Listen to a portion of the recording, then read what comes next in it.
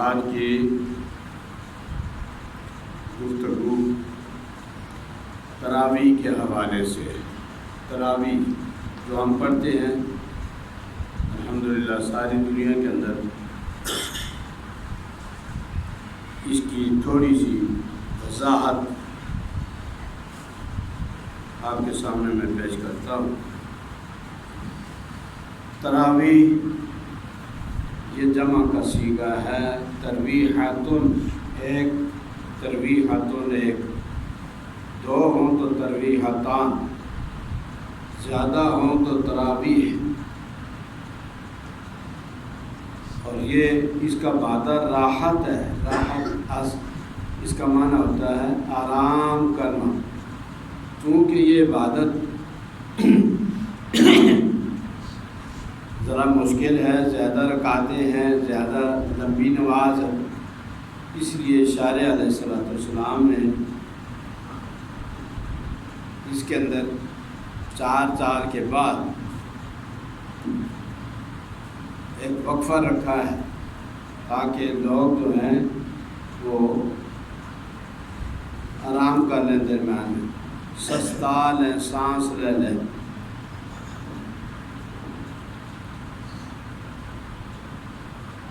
چار کے بعد مکے میں ہوتی ہے، اس زمانے میں بھی اور آج بھی، تو چار کے بعد وہ طواف کعبہ کر کے تو یوں راحت حاصل کرتے ہیں۔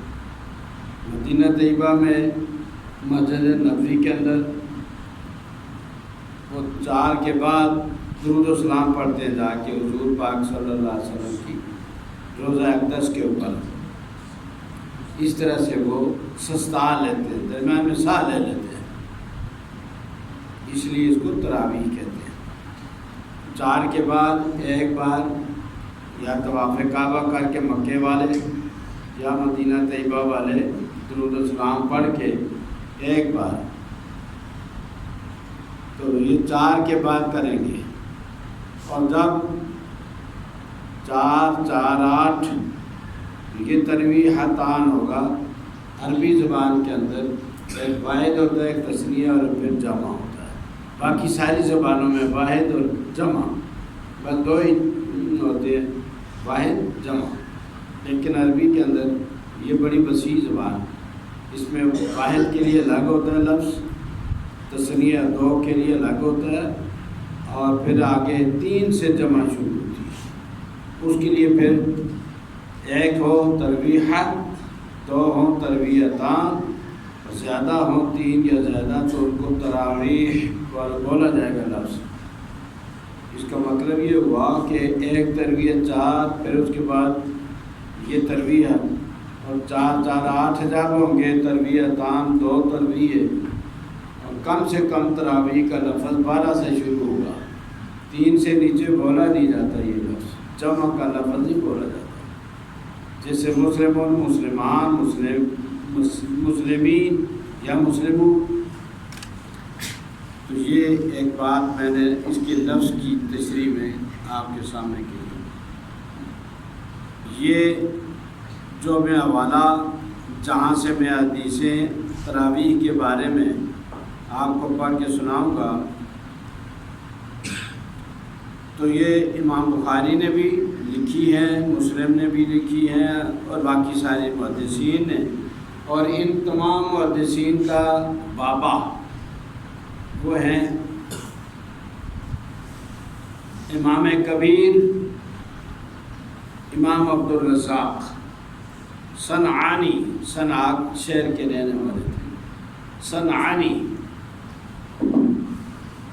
عبدالرزاق صنعانی، امام بخاری کے بھی استاد، مسلم کی بھی استاد، ترمذی وغیرہ وہ ان کے شاگرد ہیں، بخاری مسلم کے ان کے بھی دادا استاد وغیرہ وغیرہ، تو سارے جو ہیں محدثین وہ ان کے بیٹے پوتے ہیں، یہ سب سے پرانے محدث ہیں۔ آپ اگر بخاری شریف کا بھی پڑھیں تو آمد ہے حدثنا عبدالرزاق، یہ حدیث ہم سے بیان کی عبدالرزاق نے۔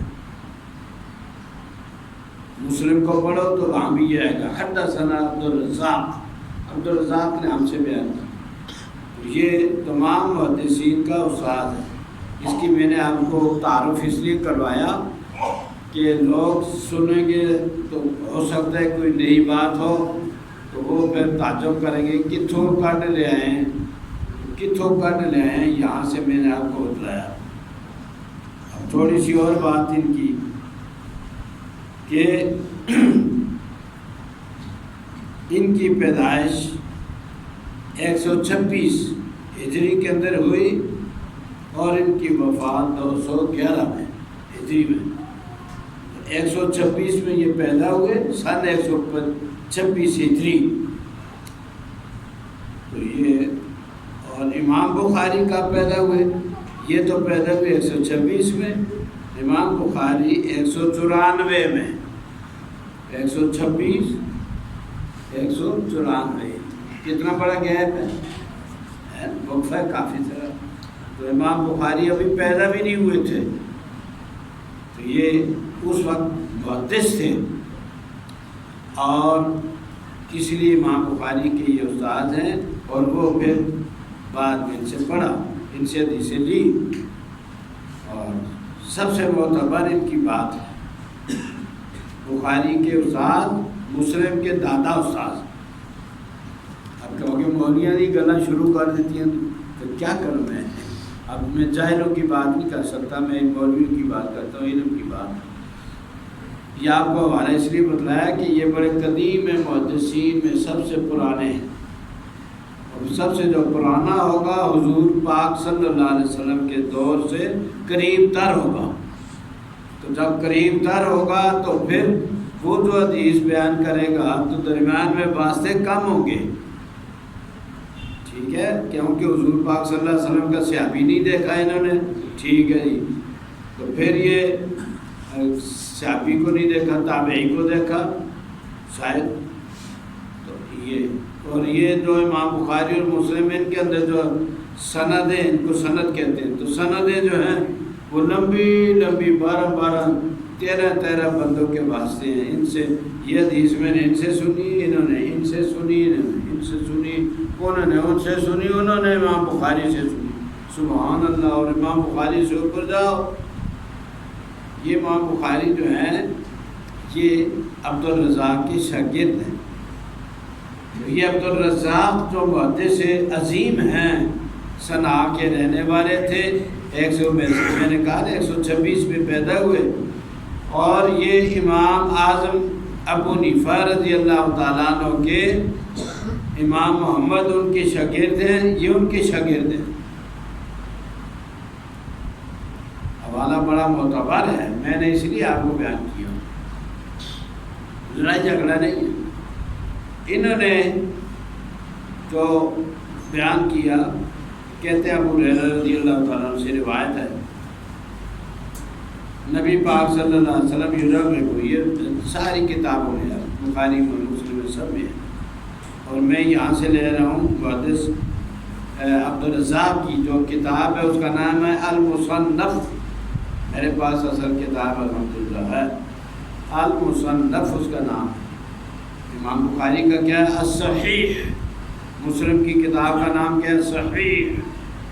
ان کی کتاب کا نام ہے المصنف، تصنیف کی ہوئی چیز۔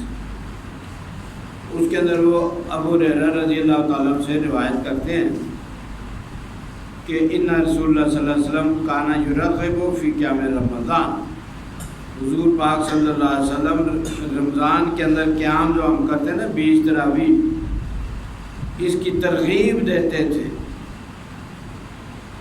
اور پکا ارادہ کر کے حکم نہیں دیتے تھے، ترغیب دیتے تھے، شوق پیدا کرتے تھے۔ حکم کیوں نہیں دیتے تھے؟ اس لیے کہ شارع ہیں، اور شارع علیہ السلام جب حکم دیں تو چیز فرض ہو جاتی ہے۔ امت کا خیال رکھتے تھے، اب اگر کوئی رہ جائے گی تو وہ سنت کا ترک ہوگا، اور اگر میں نے حکم دے دیا تو وہ فرض ہو جائے گی، تو پھر فرضوں کا ترک ہوگا۔ اور یہ نماز بھی ذرا اوکھی ہے، کیونکہ 20 رکعتیں ہیں، اس لیے حکم نہیں دیا، ترغیب دیں۔ ترغیب کا معنی کیا ہے؟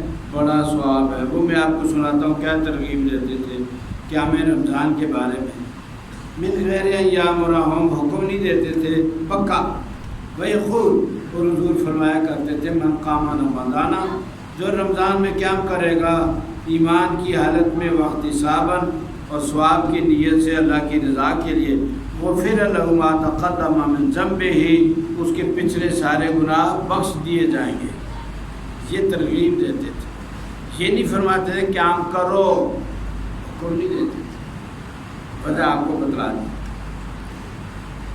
فتوفی رسول اللہ صلی اللہ علیہ وسلم، حضور کی وفات ہوئی، والامر علی ذالک، مسئلہ ایسا ہی رہا۔ ثم کان الامر کذالک، پھر اسی طرح 2 سال کا وقت ملا حضرت ابوبکر صدیق کی خلافت کو، تو مسئلہ اسی طرح رہا۔ 3 دن حضور پاک صلی اللہ علیہ وسلم نے بغیر حکم دیے ثواب بتلایا، رغبت پیدا کی، شوق پیدا کیا، اور 3 دن آپ نے نماز پڑھائی۔ وہ بھی کیسے؟ عشاء کے بعد نماز پڑھا کے، فرض پڑھا کے چلے گئے گھر میں، کوئی گھنٹہ آج کی زبان میں، گھنٹہ 1.5 گھنٹہ، پھر مسجد میں حضور تشریف لائے، کوئی منادی نہیں کی، کوئی اعلان نہیں کیا، بندے بیٹھے ہوئے تھے، کچھ بیٹھے ہوئے تھے، شوق والے لوگ تھے، بھاگنے والے لوگ نہیں، ہماری طرح نہیں تھے، بیٹھے ہوئے۔ تو حضور پاک صلی اللہ علیہ وسلم نے فرمایا آؤ یار نماز پڑھ لیتے ہیں۔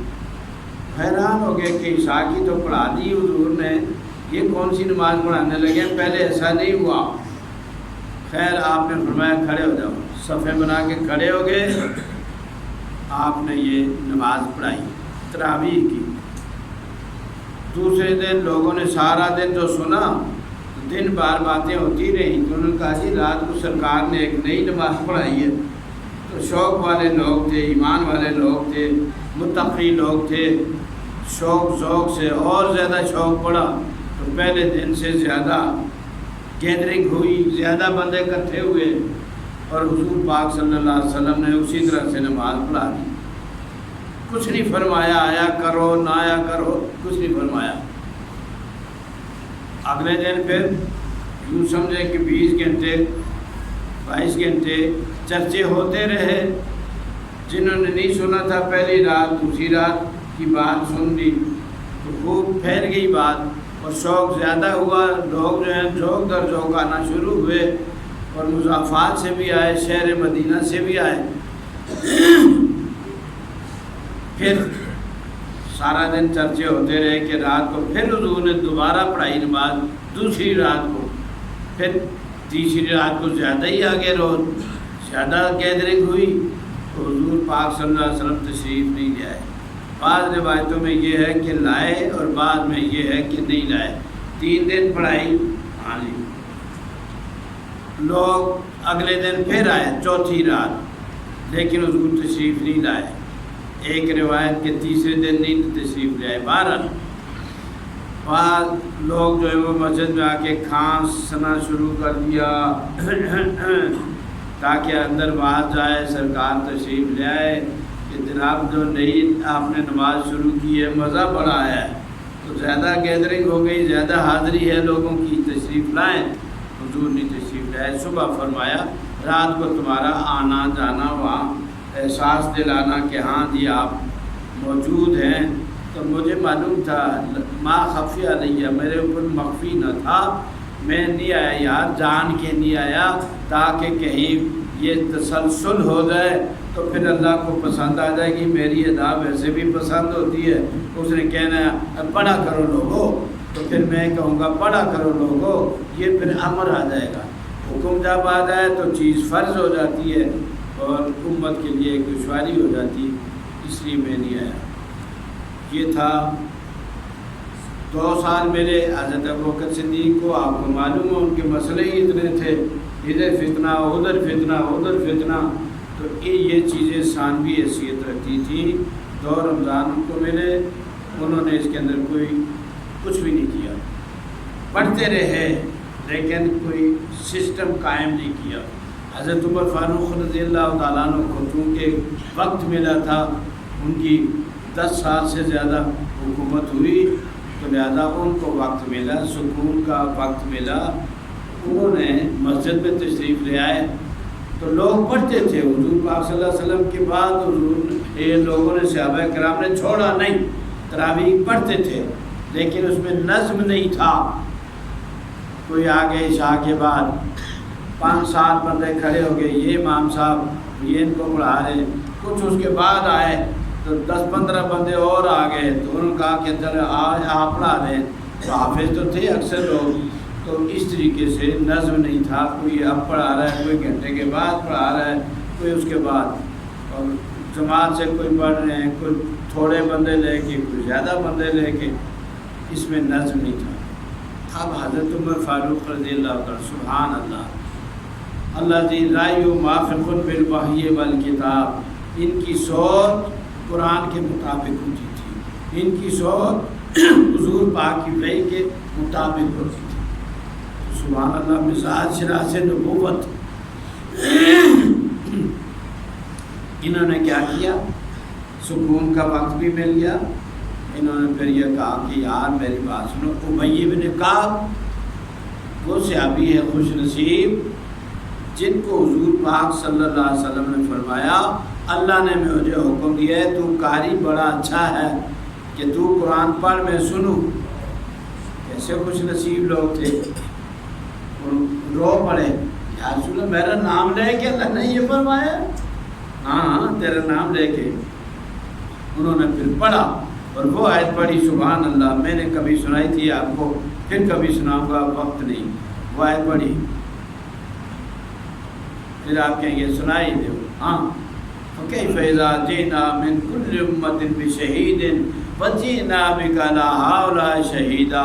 وہ منظر یا رسول اللہ کیسا ہوگا قیامت کا کہ ہر امت کا ایک گواہ ہم لائیں گے نبی، اور پھر وہ امتیں جنہوں نے نہیں مانا نبیوں کو، ان کا کلمہ نہیں پڑھا، وہ کہیں گے ما جانا میں بشیر ولا نذیر، کوئی ہمارے پاس آیا ہی نہیں، وہ انکار کر دیں گے، مکر جائیں گے۔ نبی کہیں گے یا اللہ تو جانتا ہے کہ ہم گئے تھے، تو نے بھیجا ہمیں اور ہم نے ان کو دعوت دی، ہم اسلام کی دعوت دی، ان کو قرآن اللہ کا کلام سنایا، حکم سنایا، لیکن وہ مکر جائیں گے۔ پھر حضور پاک صلی اللہ علیہ وسلم کو حضور پہلے امت حضور کی لائی جائے گی کہ ادھر آؤ، ہم جائیں گے، ہم کہیں گے جی نبی ٹھیک کہتے ہیں، یہ امتی غلط ہیں، ان کے نکمے لوگ ہیں، انہوں نے نہیں مانا، انکار کیا۔ پھر اس کے بعد آقا علیہ السلام کو لایا جائے گا، تسی آؤ جناب، تو حضور پاک صلی اللہ علیہ وسلم آ کے فرمائیں گے یا اللہ یہ نبی صحیح کہتے ہیں، انہوں نے تیرا پیغام پہنچایا تھا اور میں گواہی دیتا ہوں کہ یہ سچے ہیں، ان کے انکار کرنے والے امتی جھوٹے ہیں، ان کو سزا ہونی چاہیے۔ پھر ان کو سزا ہوگی، حضور کی گواہی پر فیصلہ ہو جائے گا۔ یہ آیت پڑھی کس نے؟ ابی بن کعب نے۔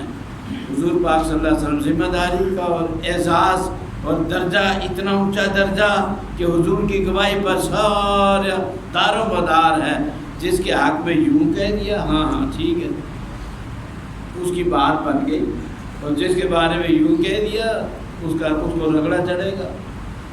یہ بہت بڑا مقام ہے جی، ان کے اشارے سے فیصلے ہوں گے قیامت کے دن، لگ پتہ جائے گا جو دنیا میں ان سے پھرے پھیرے رہتے ہیں، بھٹکتے رہتے ہیں۔